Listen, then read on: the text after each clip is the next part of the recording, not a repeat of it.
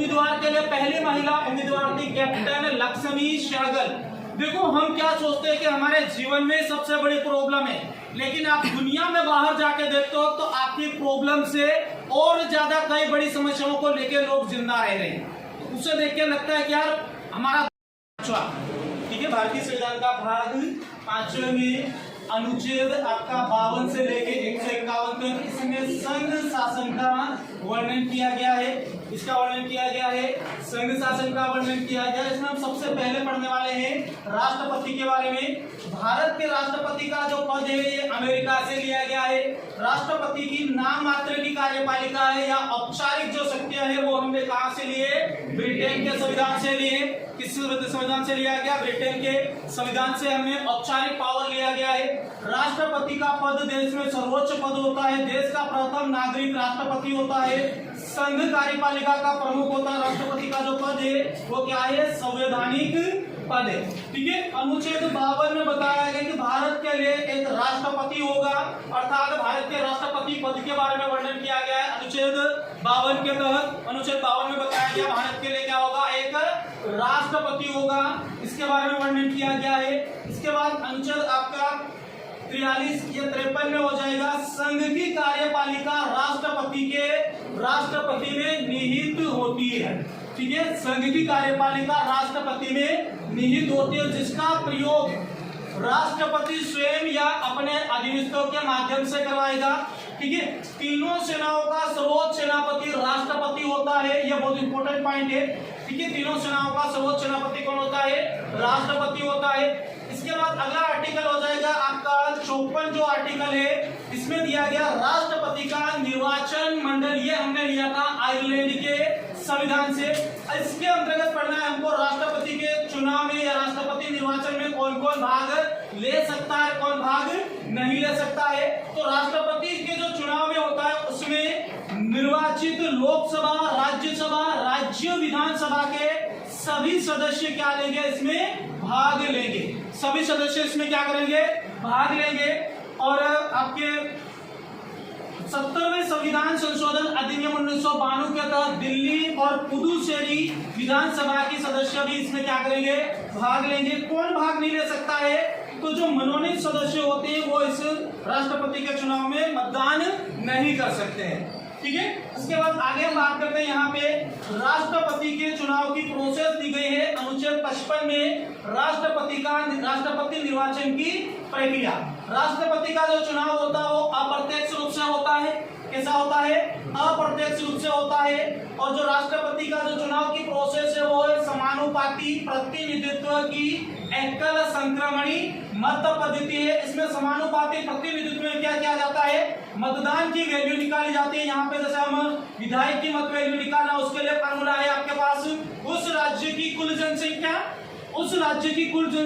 Upon उस राज्य के कुल निर्वाचित विधायकों की संख्या इंटू 1/, क्या हो जाएगा? 1000। इस फार्मूले से निकाल सकते हो आप एक विधायक की वैल्यू। उसके बाद यदि हमको एक सांसद की वैल्यू निकालना है, उसके लिए यह सूत्र है आपका, देश के निर्वाचित विधायकों के मत वैल्यू हो जाएंगे यहाँ पे। इसके बाद देश के कुल निर्वाचित सांसद लोकसभा और राज्यसभा में भाग देंगे तो आपके एक सांसद की वैल्यू निकल के आ जाएगी इसमें। इसके बाद अगला जो हो जाएगा आपका यहाँ पे एकल संक्रमणी मत सिद्धांत थ्योरी में दिया जाता है। मतों की जो गणना होती है वरीयता के आधार पे होती है। इसमें प्रथम चक्र की मतगणना में यदि किसी उम्मीदवार को बहुमत प्राप्त होता है उसे विजयी घोषित कर दिया जाता है, लेकिन नहीं होता तो फिर क्या करता है? दूसरी बार मतगणना की आवश्यकता होती है। तो द्वितीय मतगणना की मत चक्र की हमारे पे मतगणना चक्र की आवश्यकता केवल एक बार पड़ी थी। जैसे सिर्फ एक बार आवश्यकता पड़ी थी हमको दूसरी बार मतदान करने में, जिसमें 1969 में बीवी गिरी क्या हुए थे? विजय घोषित हुए थे। और इन्होंने नीलम संजीव रेड्डी को हराया था। इसके बाद में वो एक नीलम संजीव रेड्डी कैसे निर्वाचित हुए थे? निर्विरोधित। ठीक है। बाद में फिर वो निर्विरोधित निर्वाचित हुए थे। इसके बाद नीलम संजीव रेड्डी, ठीक है, नीलम संजीव रेड्डी बाद में निर्विरोधित निर्वाचित हुए थे। इसके अगला हम बात करें राष्ट्रपति चुनाव के संबंध में क्या क्या चीजें होती है, तो तथ्य हो जाएगा राष्ट्रपति उम्मीदवार के लिए क्या करना होगा? 50 प्रस्तावक और 50 अनुमोदक सदस्यों की आवश्यकता होती है। जमानत राशि के रूप में 15,000 रुपए आरबीआई में जमा करना होता है।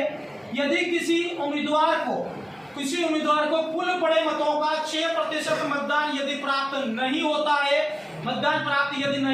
तो उसकी जमानत जो राशि क्या होती है, जब्त हो जाती है। उसकी जो जमानत राशि होती है वो क्या होती है, जब्त हो जाती है। राष्ट्रपति भारत में अभी तक राष्ट्रपति के लिए 15 बार चुनाव हुआ है। 15 बार चुनाव हुए भारत में अभी तक। नीलम संजीव रेड्डी एकमात्र ऐसे राष्ट्रपति रहे जो निर्विरोधित चुने गए थे। निर्विरोधित मतलब इसके सामने कोई उम्मीदवार नहीं था। भारत के पहले राष्ट्रपति कौन थे, डॉक्टर राजेंद्र प्रसाद। ठीक है, भारत के पहले राष्ट्रपति कौन बने थे, डॉक्टर राजेंद्र प्रसाद। संविधान द्वारा चुने जाने वाले एकमात्र राष्ट्रपति है।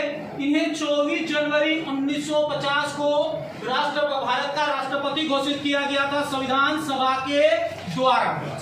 के द्वारा 24 जनवरी 1950 को भारत का राष्ट्रपति घोषित किया गया था। किसे, डॉक्टर राजेंद्र प्रसाद को। ठीक है, भारत में पहली बार राष्ट्रपति चुनाव कब हुए थे, 1952 में। चाहे आपको राज्यसभा पूछे, है ना, राज्यसभा के चुनाव पूछे, लोकसभा के चुनाव पूछे, लोकसभा के इनके पहली बार चुनाव हुए थे भारत में 1952 में। इसीलिए यहां से प्रश्न बनता है कि भारत में आम चुनाव कब हुए थे, तो उसका आंसर क्या है, 1952। क्या हो जाएगा, 1952।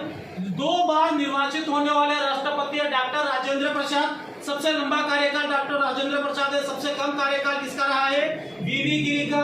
इनकी पद पर रहते हुए मृत्यु हुई थी। एक और है आपका बदरुद्दीन तैयब करके, उनकी भी पद पर रहते हुए मृत्यु हुई थी।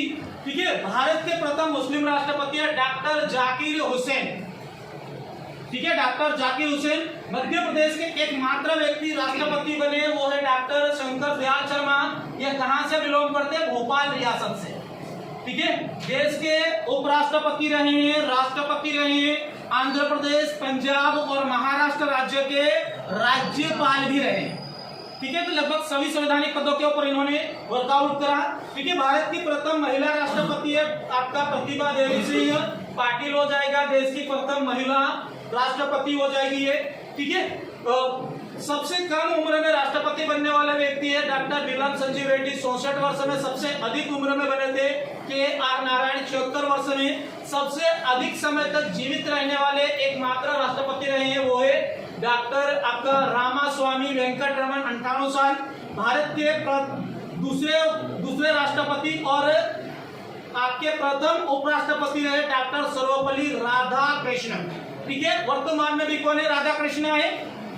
ठीक है, इसको ध्यान रखना। राष्ट्रपति पद के उम्मीदवार के लिए पहली महिला उम्मीदवार थी कैप्टन लक्ष्मी सहगल। देखो, हम क्या सोचते हैं कि हमारे जीवन में सबसे बड़ी प्रॉब्लम है, लेकिन आप दुनिया में बाहर जाके देखते हो तो आपकी प्रॉब्लम से और ज्यादा कई बड़ी समस्याओं को लेकर लोग जिंदा रह रहे हैं। उसे देख के लगता है कि यार हमारा दुख कितना कम हो गया इन लोगों को देख के। तो इसीलिए कम कुछ भी नहीं है, इसलिए यहाँ पे बता रहा हूँ, क्योंकि अभी भी आज हम आधुनिक जमाने में जी रहे हैं, वहां पर भी महिलाओं को पीछे रखा जाता है। भाई क्यों रखा जाता है, क्योंकि वो महिला है। अपने भारत देश में तो लोकतंत्र है, लेकिन आप किसी और देशों में जाके देखो तो वहां पे बहुत ज्यादा भेदभाव होता है। क्यों होता है, क्योंकि वो महिला है इसलिए। ठीक है, जबकि ऐसा नहीं होना चाहिए। ठीक है, देश की प्रथम वर्तमान में राष्ट्रपति द्रौपदी है। ठीक है, ये देश की पहली आदिवासी महिला राष्ट्रपति बनी थी। थैंक यू सो मच, मिलते हैं मंडे को।